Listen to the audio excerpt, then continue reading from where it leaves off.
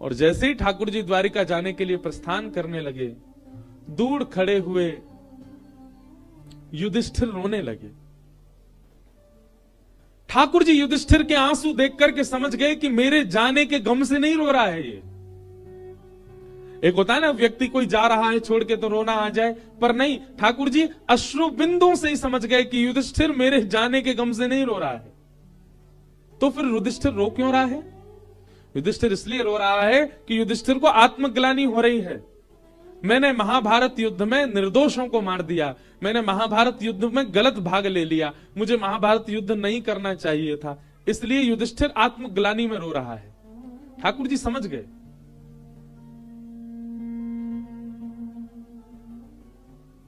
बंधु एक बात बताएं, अधिकतर ठाकुर जी के सामने जाकर के रुदन करने वाले लोग आत्मग्लानि के ही होते हैं। कोई गलत करने के बाद ठाकुर जी को देख के रोने लग जाता है। संसार से हारा व्यक्ति जब ठाकुर जी को देखता है तो रुदन करता है, नाथ मेरे साथ क्या हो रहा है।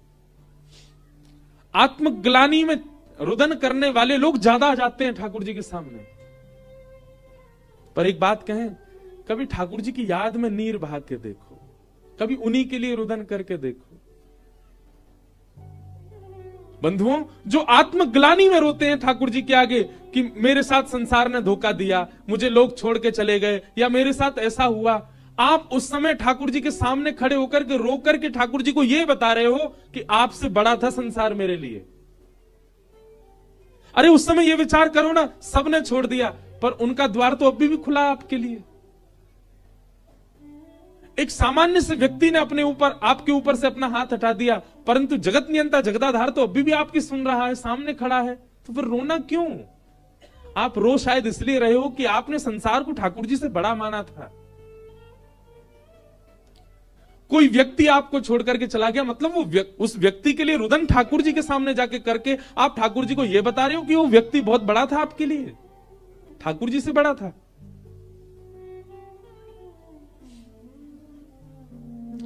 इसलिए संसार से मिलने वाले दुर्व्यवहार का रुदन कभी ठाकुर जी के आगे मत करो। ठाकुर जी को कितनी पीड़ा होती होगी। ले, यहाँ के सामने मैं खड़ा हूं, मेरा अस्तित्व नहीं है, मैंने याकू नहीं छोड़ो, वहां से याकू प्रसन्नता नहीं, एक सामान्य जीव याकू छोड़ के चलोगे, वाके का रो रहा हो मेरे आगे आके।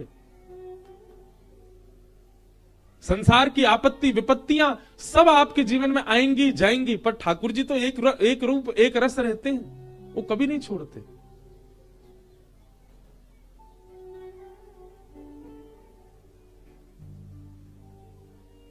युधिष्ठिर जी रोने लगे। ठाकुर जी समझ गए कि आत्मग्लानि में रो रहा है। भगवान ने विचार किया कि अब मैं इसको पुनः गीता ज्ञान नहीं दे सकता, मैंने एक बार अर्जुन को दे दी, जिसने सुनना था सुनी, अब दोबारा मैं गीता सुनाऊं, ये मेरी अब ये मेरा व्यवहार स्वभाव नहीं। और ठाकुर जी जहां मौन हो जाते हैं वहां उत्तर भक्त देता है। और भगवान युधिष्ठिर को लेकर के गए हैं भीष्म पितामह के पास। भीष्म पितामह का भाव स्तुति मैंने बहुत कथाओं से नहीं कही, पर आज भी मेरा मन था कि आज भी मैं आगे कथा करूं, पर मेरे मन में आया भाव कि जिन मैया के तट पे हम बैठे इन्हीं के पुत्र हैं भीष्म पितामह, गंगा पुत्र हैं।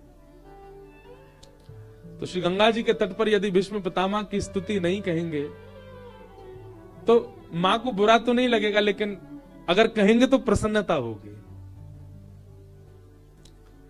बहुत सावधानी से बैठिए सब लोग। भीष्म पितामह, यदि आप मुझसे कहें कि आप श्रीमद् भागवत की कथा 9 वर्षों से कर रहे हैं, 9 वर्षों में भागवत में जितने भक्त हैं उन भक्तों में आपने किसको अपना प्रेरणा स्रोत माना? तो कुछ भक्तों के नाम हैं, उन भक्तों में भी टॉप 3 यदि पूछें तो उनमें भी टॉप 3 में आते हैं भीष्म पितामह। अद्भुत है।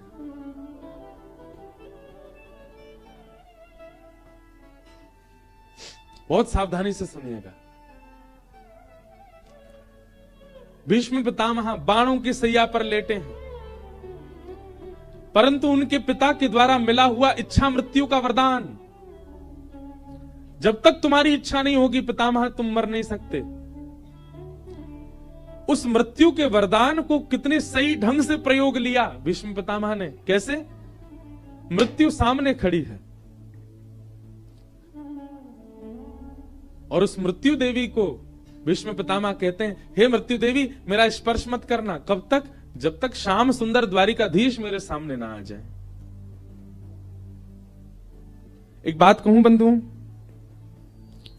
इच्छा मृत्यु का वरदान हम सबको मिला हुआ है, हम सबके पास है। ये बात आप बिल्कुल सत्य मानिएगा। इच्छा मृत्यु का वरदान मुझे भी मिला है, आपको भी, हम सबको इच्छा मृत्यु का वरदान मिला है, परंतु हमने कभी मृत्यु की इच्छा ही नहीं करी। साइलेंट कर लो भैया जिसका भी फोन बज रहा है।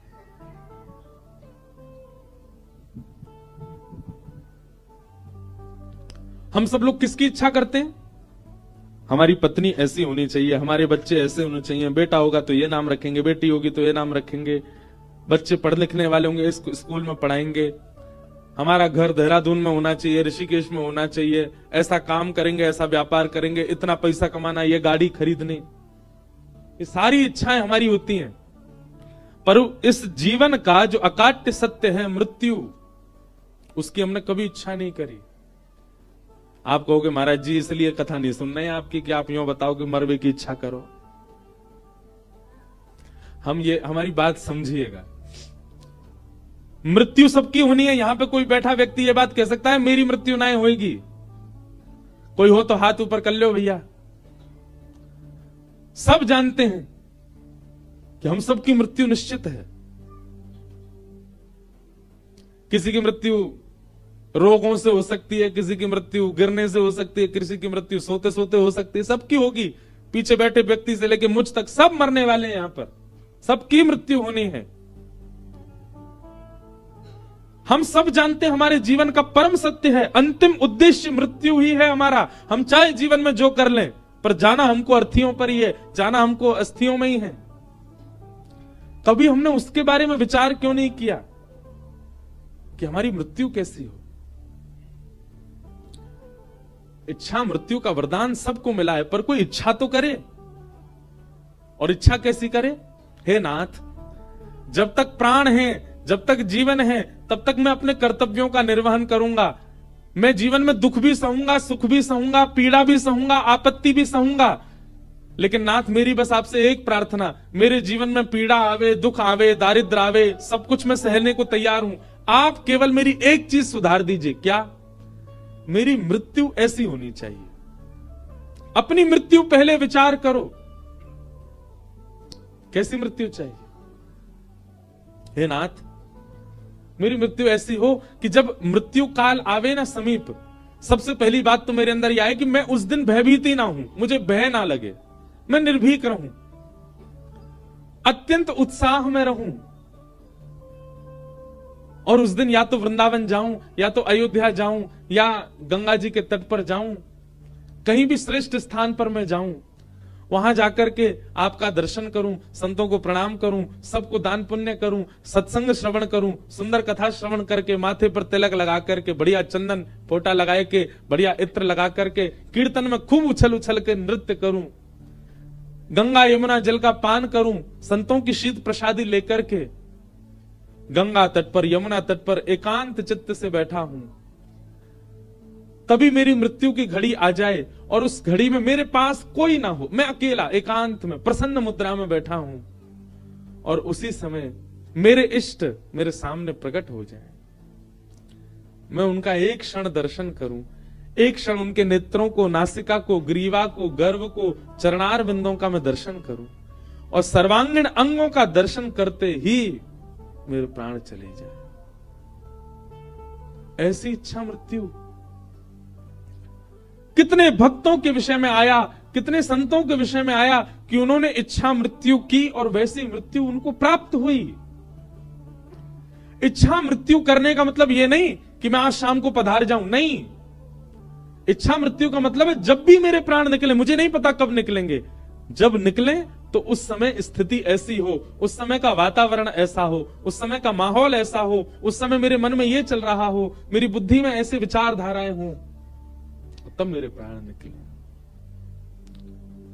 इतना तो कहना स्वामी, जब प्राण तन से निकले, गोविंद नाम लेकर, जब प्राण तन से निकले। मेरे मुख से गोविंद नाम निकले जब मेरे प्राण निकले नाथ। और उस समय कौन दिखाई दे? बेटा दिखाई दे, बेटी दिखाई दे, पत्नी दिखाई दे, बच्चे दिखे, कौन दिखे? कोई ना दिखे। ये सब संसार के लोगों को जीवन भर देखा मैंने, अंतिम समय में ये लोग ना दिखे मुझे तो कौन दिखे? पीतांबरी कसी हो, मुखड़े पे एक हंसी हो, छवि मन में ये बसी हो, जब प्राण तन से निकले। श्री गंगा जी का तट हो, यमुना का वंशीवट हो, मेरा सांवरा निकट हो, जब प्राण तन से निकले। उस समय जल्दी आना, जब मेरे प्राण निकल रहे हो नाथ, उस समय देर मत करना आप। अच्छा देखो, ऐसा भाव मांगने वाला व्यक्ति ये कहे ठाकुर जी से, जीवन भर कुछ नहीं मांगूंगा आपसे, आप चाहे कितना भी दुख दो, कितनी पीड़ा दो, सब छीन लो मुझसे, आपसे कोई मांग नहीं करूंगा मैं, बस एक ही मांग है मेरी, मेरे अंतिम श्वास में आना मेरे पास। उस समय जल्दी आना,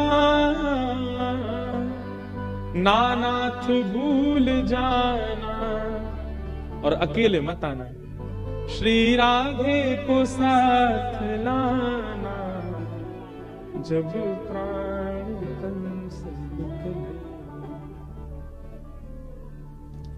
ऐसी इच्छा मृत्यु रखो।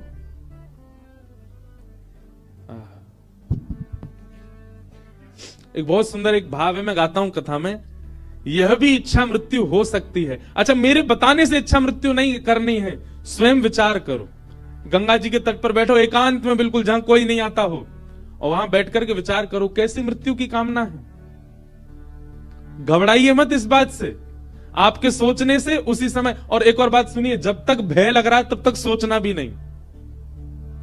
पता चली मन में विचार किया था कि वृंदावन में हमारे प्राण निकले, और तभी घर के लोगों का प्लान बन गया चलें वृंदावन। अरे नहीं यार, अभी नहीं, अभी तो बहुत काम करने हैं मुझको, ऐसा मत कर लेना, हाथ जोड़ रहा हूं, मुझे पाप लगेगा। बोले तेने यार ऐसी बात बताई, लोग वृंदावन आवे थे डर रहे हैं अब।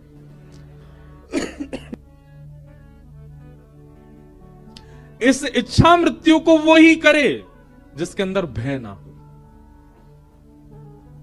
हमने तो विचार किया है, हमारा कन्फर्म है कि हमको ऐसे, और हमें यह भी विश्वास है, हर दिन कथा करते हैं, हर दिन विश्वास और तीव्र होता है कि ऐसा ही होगा। वो बताना नहीं है, किसी को बताना नहीं कैसा चाहिए। बड़े खतरनाक लोग भी होते हैं। एक जगह मेरी कथा में कोई व्यक्ति बोला, महाराज जी आपने इच्छा मृत्यु का एक भाव कहा, मैं अपनी एक निजी बात शेयर करूं, मैंने करो, मुझे भोजन बहुत बढ़िया लगता है।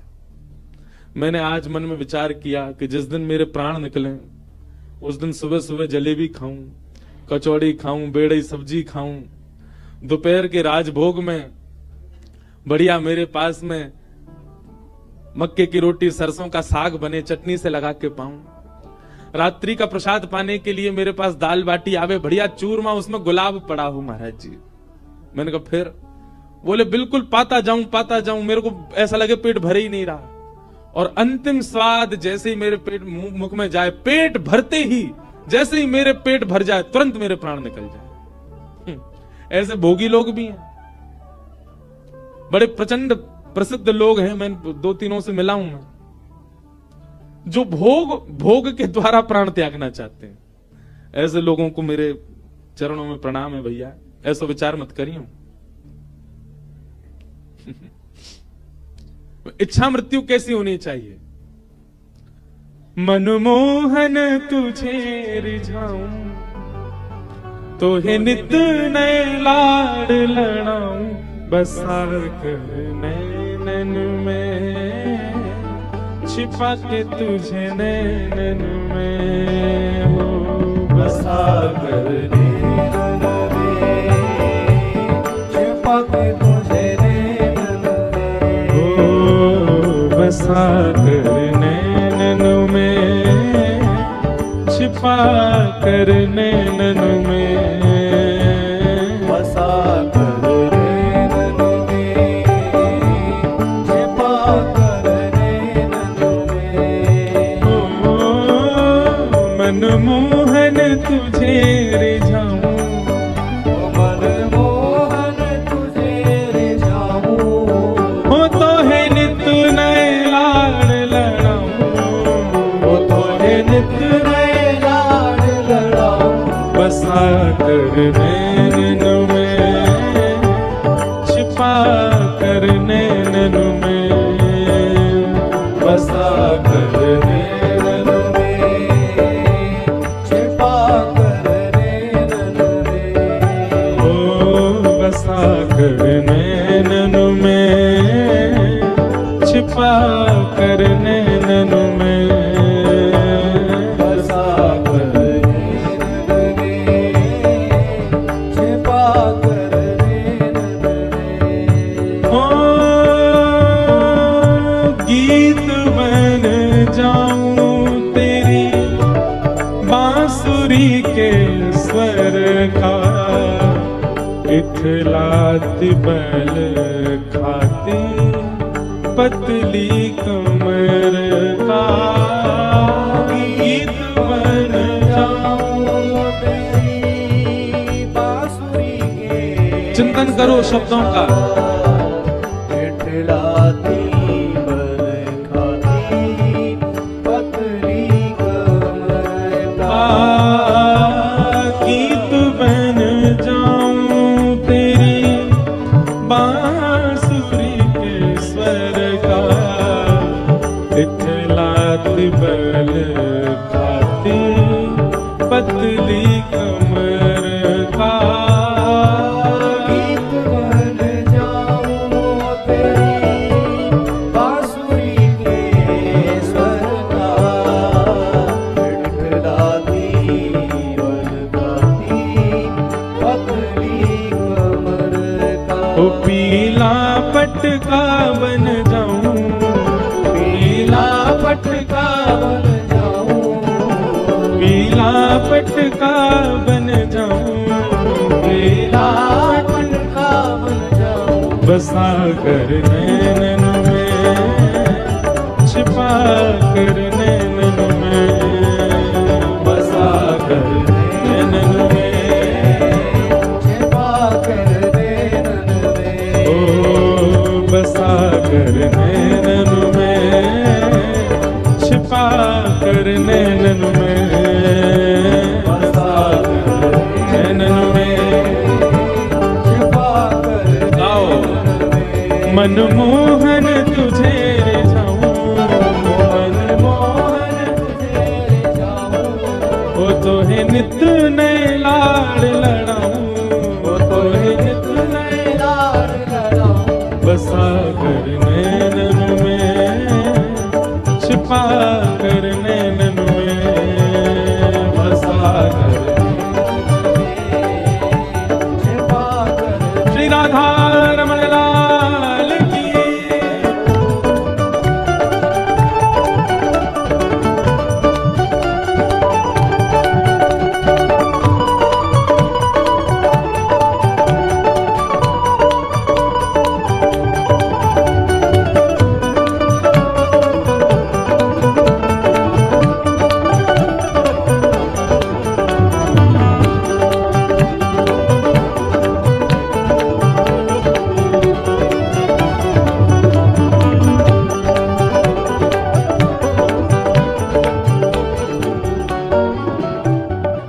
एक बात कहूं बंधुओं, आप कहोगे महाराज जी आप ऐसी बात कर रहे हो कि हम ठाकुर जी के पटका बन जाएं, ठाकुर जी के बांसुरी का स्वर बन जाएं। ये सब तो निर्जीव होते हैं, इनमें कोई प्राण थोड़ी होते हैं।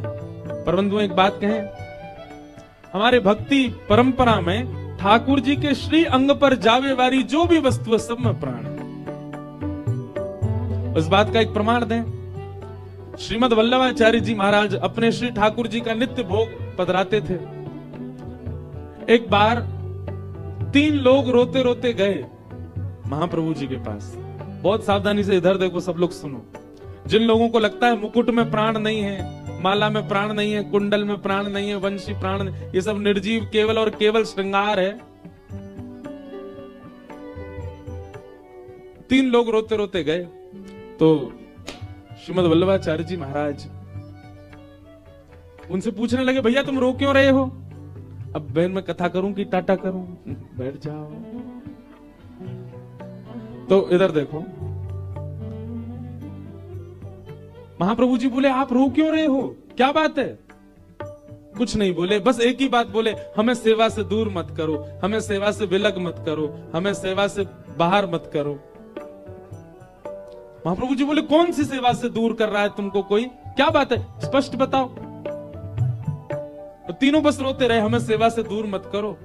थोड़ी देर बाद श्रीमद वल्लभाचार्य जी महाराज ने जब नेत्र बंद करके ध्यान लगाया तो क्या पता चला पता है? कि रसोई घर में ठाकुर जी के लिए प्रसाद बन रहा था, और प्रसाद के लिए जब भात बनाने के लिए चावलों को धोया जा रहा था, उनका माण जब अलग किया जा रहा था चावलों का, तो माण अलग करते समय चावल में से 3 दाने माण के साथ नाली में बह गए, और वे तीनों ही रूप धारण करके आए और महाप्रभु जी से बोले, हमें सेवा से दूर मत करो। मतलब जब तक वस्तु भगवत सन्निधि में नहीं जाती तब तक वह निर्जीव है, पर भगवत सेवा में आने के बाद उसमें प्राण होते हैं। वो कोई ना कोई दैविक, कोई ना कोई वैदिक, कोई ना कोई भक्त है। इसीलिए हमारे श्री लाल जी का जब भी श्रृंगार होता है, मुकुट को भी प्रणाम करके पधराया जाता, वंशी जी को भी प्रणाम करके पधराया जाता, माला भी प्रणाम करके पधराई जाती है। ठाकुर जी के श्री अंग पर आने वाली पोशाक भी, उसमें भी यही भाव होता है कि कोई वैष्णवी ठाकुर जी के ऊपर आए हैं आज, ठाकुर जी को धकवे के काजे। ठाकुर जी की मसनद भी उठाते हैं ना, तो उसको भी ऐसे प्रणाम करते हैं, जय हो गादी जी को प्रणाम, मसनद जी को प्रणाम, झारी जी, बंटा जी, सबको जी लगा करके, मतलब उनमें प्राण है। इसलिए ये विचार मत करना कि महाराज जी कह रहे हैं वंशी बने, पटका बने, ये तो निर्जीव होते हैं। ये सब में प्राण होते हैं। अपनी भक्ति साधना से आप वंशी बन सकते हैं। वंशी कौन है? भगवान की। स्वयं महादेव वंशी बन करके आए हैं ठाकुर जी की। घुंघरू बनूं जो तेरी पायल का प्यारे, पल पल चूमा करूं चरण तुम्हारे।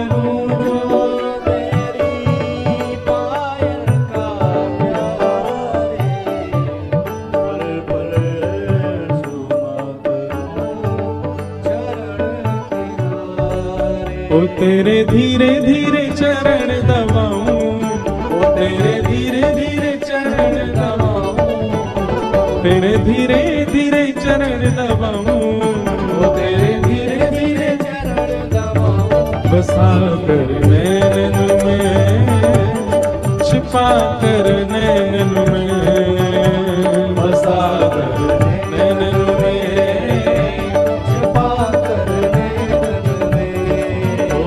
बसा कर नैनन में, छिपा कर नैनन में, बसा कर नैनन में, छिपा कर नैनन में। ओ मनमोहन तुम्हें रिझाऊं, ओ मनमोहन तुम्हें रिझाऊं, ओ तोहे नित नए लाड़ लड़ाऊं, ओ तोहे नित नए लाड़। ऐसे बसा कर नैनन में, छिपा कर नैनन में, बसा कर नैनन में, बसा कर नैनन में, छिपा कर नैनन में, बसा कर नैनन में, छिपा कर नैनन में। और अंतिम अभिलाषा मेरी क्या है, मेरी इच्छा मृत्यु क्या है, ये है राधिका किशोरी संग रमण तुम्हारा, मुझको दिखा दो कभी ऐसा नजारा। राधिका किशोरी संग रमण तुम्हारा, मुझको दिखा दो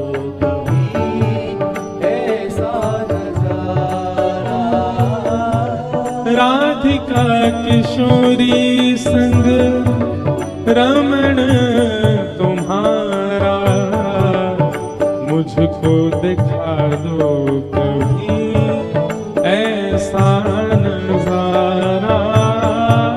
राधिका किशोरी संग रमण तुम्हारा, मुझको दिखा दो हे नाथ, बहुत दिन आए गए वृंदावन में स्थूल आपको देखते हुए। अब स्थूल देखने की इच्छा नहीं है हमारी, अब तो केवल एक ही इच्छा है कि किसी दिन आप सचल वृंदावन में हमको दिख जाओ। और अकेले नहीं देखो, किशोरी जी के साथ रमण करते हुए देखो, विहार करते हुए देखो, लीला करते हुए देखो, रास करते हुए देखो। हे नाथ, मेरी आपसे और कोई जिज्ञासा नहीं, मेरा जीवन सुखी है दुखी है मैं सब सह लूंगा, केवल मेरा अंत ऐसा हो। आप किशोरी जी के साथ विहार कर रहे हैं, रमण कर रहे हैं, वो दृश्य मुझे जिस दिन दिख जाए, भले ही मैं करोड़ों का काम छोड़ करके वृंदावन आया हूं, पर जिस दिन आप प्रत्यक्ष मुझे दिख जाओ बस, उसके बाद नाथ फिर चाहे मैं मर जाऊं, फिर चाहे मैं मर जाऊं, फिर चाहे मैं मर जाऊं, फिर चाहे बसा कर नैनन में, छिपा कर नैनन में, बसा कर नैनन में, छिपा कर नैनन में। ओ राधिका किशोरी संग रमण तुम्हारा, मुझको दिखा दो कभी ऐसा नजारा।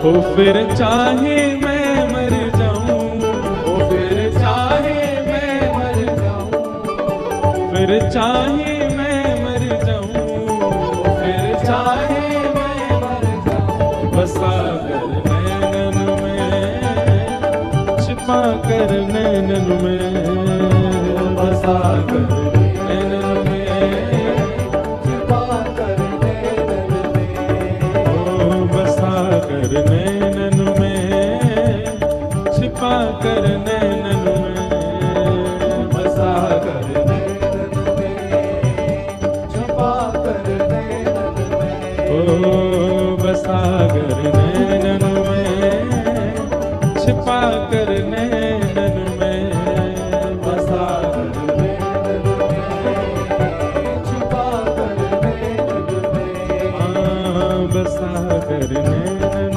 में, छिपा कर नैनन में, बसा कर नैनन में। जय जय श्री राधे, जय जय श्री राधे, जय जय श्री राधे।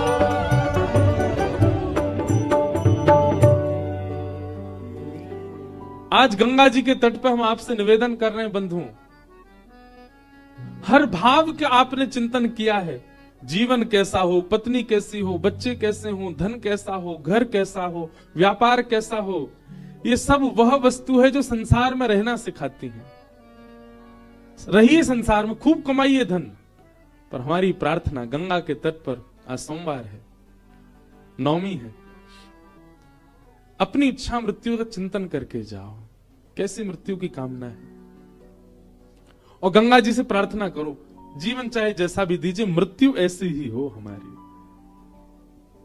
श्री भक्तमाल जी की कथा में वर्णन आता है कि भक्तमाल जी को अगर कोई अपने अंतिम श्वास में श्रवण, वैसे तो भगवान नाम भी यदि अंतिम श्वास में ले ले तो निश्चित है कि भगवत दर्शन होता ही है, लेकिन एक भक्त ने क्या किया, छोटे छोटे शब्दों में भक्तमाल जी को लिखवा करके और सुंदर तुलसी में मढ़वा करके अपने गले में पहन लिया, और नित्य भक्तमाल जी उसके हृदय पर रहती हैं। बोले ना जाने कब प्राण निकल जाए, जब प्राण निकले तो भक्तमाल में जितने भक्त हैं ये सबका मुझे दर्शन हो। वही हुआ। जब उनका अंतिम क्षण आया तो भक्त, आज भी आप वृंदावन में देखेंगे कई महात्मा, कई संत, कई साधक वो कंठ में तुलसी माला पहनते हैं, और फिर यहाँ बीच में खूब मोटी सी एक माला उनकी रहती है, एक छोटी सी पेटी जैसी पहन के रखो, उसमें भक्तमाल जी हैं अंदर, क्योंकि गीता भागवत आदि को आप गले में पहन करके घूम नहीं सकते, उसकी पवित्रता रखनी पड़ेगी। पर भक्तमाल जी में भक्त चरित्र है, इसलिए उनको पहन लिया जाता है। और भक्तमाल जी कंठ में धारण करके, एक भक्त थे, उनके प्राण निकलने का समय आया, कंठ में भक्तमाल थी, जैसे ही प्राण निकलने का समय आया, ना तो बच्चे दिखे, ना पत्नी, परिवार कोई नहीं था। कौन दिख रहे हैं? श्री ध्रुव जी महाराज, श्री प्रहलाद जी महाराज, श्री हितरवंश महाप्रभु, स्वामी श्री हरदास जी महाराज, सब भक्तों के दर्शन होने लगे, और सब भक्त उनका हस्त कमल पकड़ करके बोले चलो अब अपने पिया के देश जाने का समय। जिनकी भूमि पर हम बैठे हैं, वैसे तो ये भूमि महादेव की है, गंगा जी की है, पर इस भूमि पर बैठ के जिन्होंने खूब भजन साधना की, हनुमान प्रसाद पोद्दार जी, उनका एक बहुत सुंदर पद है, चलवा पिया के देश, चलवा पिया के देश, सजनी चलवा पिया के, सजनी चलवा पिया के, जहां नहीं मोह ममता की रजनी, जहां नहीं मोह ममता की रजनी, मिले रहे दिन रे, मिले रहे दिन रे, चलवा पिया के देश, चलवा पिया के देश, सजनी चलवा पिया के देश, सजनी चलवा पिया के देश। और सब उन भक्त को लेकर के भगवत धाम चले गए। भगवत धाम बंधुओं कोई आकाश में नहीं है, हमारो वृंदावन ही भगवत धाम है। बस ये जो वृंदावन हमको दिख रहा है, ये वृंदावन है। इसी वृंदावन में निज वृंदावन है, जिसका दर्शन हमको नहीं हो सकता, उसका दर्शन आचार्य गुरुजनों की कृपा से ही हो सकता, वही भगवत धाम है, वहीं की प्राप्ति हो जाती है। भीष्म पितामह अपनी इच्छा मृत्यु से कहते हैं, भले ही रोम रोम में प्राण लगे पर मैं ऐसे प्राण नहीं त्यागूंगा। बोले प्राण कब निकलेंगे हमारे? बोले जब सामने संग चक्र गदा पद्मधारी सामने मेरे आके खड़े हो जाएंगे, उनको नेत्रों से भर के देख लूंगा, उनको अपने रोम रोम में जब मैं बसा लूंगा, तब मेरे प्राण निकलेंगे। मृत्यु देवी सामने खड़ी है, हाथ जोड़ के, स्पर्श नहीं कर पा रही भीष्म पितामह का, क्योंकि उनकी इच्छा मृत्यु है। वास्तव में भगवान तो द्वारिका चले जाते, पर मृत्यु देवी ने ठाकुर जी को रोका। बोले अभी मत जाओ। बोले क्यों? भीष्म पितामह आपकी प्रतीक्षा कर रहे हैं, पहले उनके प्राण हरण होंगे तब आप जाओगे। इसलिए युधिष्ठिर जी के रोने का बानक बना, और भगवान युधिष्ठिर को लेकर के भीष्म पितामह के पास गए। बंधुओं, जीवन चाहे जैसा हो, मृत्यु हो भीष्म पितामह जैसी। भले ही जीवन भर कौरवों का संग किया भीष्म पितामह ने, गलत लोगों का संग किया, कुछ गलतियां भी करी अपने जीवन में, पर उसका दंड भोगा उन्होंने, रोम रोम में बाण लगा भीष्म पितामह के, लेकिन मृत्यु भीष्म पितामह जैसी। बाणों की सैया पर लेटे हैं, तभी चंदन की सुगंधी आने लगी भीष्म पितामह को। थोड़ा नेत्र खोल करके देखा तो दूर से पीतांबरी लहरा रही है। थोड़ा और समीपता से देखा तो मोरपिच्छ दिखने लगा, सुंदर मुकुट दिखने लगा, श्याम वर्ण की कांति चलती हुई आ रही है भीष्म पितामह की ओर। पितामह आनंदित हो गए, वाह जय हो, बस अब मेरा जीवन सार्थक हो जाएगा। सामने आकर के ठाकुर जी खड़े हो गए। भीष्म पितामह दर्शन करने लगे। पहले पांडवों को कुछ ज्ञान उपदेश किया, और वह ज्ञान उपदेश करने के बाद पितामह भीष्म बोले, पांडवों अब तुम सब किनारे हो जाओ, मुझे मेरा काम करने दो जिसकी मैं प्रतीक्षा कर रहा हूं। बोले क्या करना? ठाकुर जी सामने आओ मेरे। भीष्म पितामह लेटे थे, सामने ठाकुर जी आगे, कहो। बोले मुझे इच्छा मृत्यु का वरदान है, जब तक मेरी इच्छा नहीं हो मैं प्राण नहीं त्याग सकता। आप मेरे सामने खड़े रहो, मैं आपके रोम रोम का दर्शन करूंगा, और जब मेरी इच्छा हो जाएगी, जब मैं तृप्त हो जाऊंगा आपके दर्शन से, अपने प्राण त्याग दूंगा।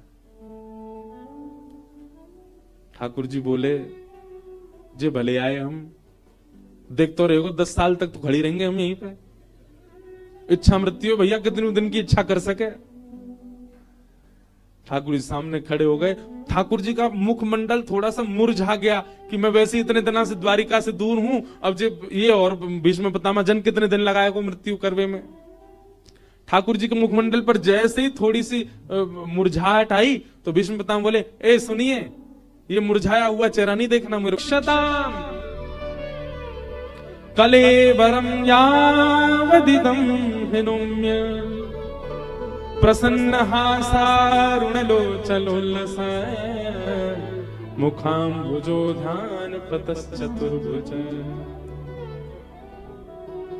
मुस्कुराइए ठाकुर जी, ऐसे मुरझाए हुए से खड़े मत हो। ठाकुर जी ने मुस्कान लगे, अरे नेक और मुस्कुराए दो। ठाकुर जी नेक और मुस्कुराए, बोले ऐसे नहीं, इतना मुस्कुराओ कि आपके गाल दोनों गोल गोल हो जाएं, इतनी जोर से मुस्कुराओ। प्रसन्न हासारुणलोचलोल्लसत्, मेरे लोचनों को आपके सुंदर गालों के दर्शन हो, फूलते भय गालन के, ऐसे प्रसन्न होके खड़े भाई। ठाकुर जी जोर से मुस्कुरा रहे हैं। भगवान भीष्म पितामह बस ऐसे ही खड़े रहो, अब देख लूं आपको जरा। कैसी मृत्यु भीष्म पितामह की। कहां मृत्यु मातम होती है, कहां मृत्यु शोक होता है, पर भीष्म पितामह ने अपनी मृत्यु को उत्सव मना लिया। भैया जितने तिलक लगावे वाले बैठे हैं, कंठी मारा वाले बैठे हैं, नाम जप करवे वाले बैठे हैं, कथा सुनवे वाले बैठे हैं, हमारो भजन सार्थक तब मानो जब मृत्यु मातम नहीं, मृत्यु उत्सव है जाए। आप गए तो भले ही लोगों के नेत्रों में अश्रु थे, पर जब गए तो स्वयं के मुखमंडल पर प्रसन्नता थी। जाना सबको है।